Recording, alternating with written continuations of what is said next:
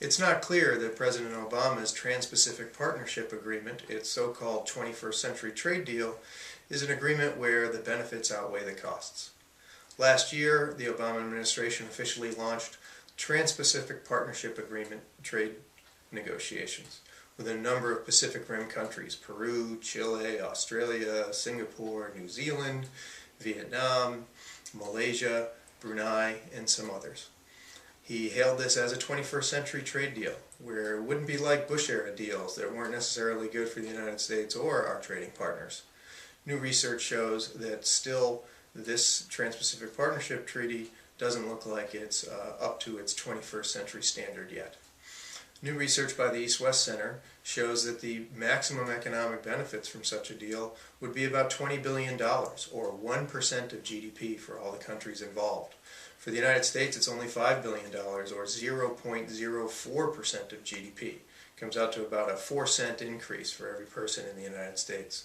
Not exactly a job-creating, labor-saving engine of growth for the United States, and many of the other countries involved would have similar or even smaller benefits.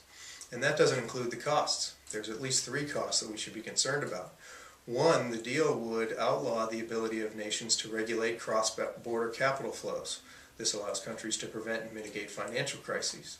Malaysia is famous for using such regulations to stem the negative effects of the Asian financial crisis in 1997, and such regulations are a key component of Vietnam's financial and regulatory architecture.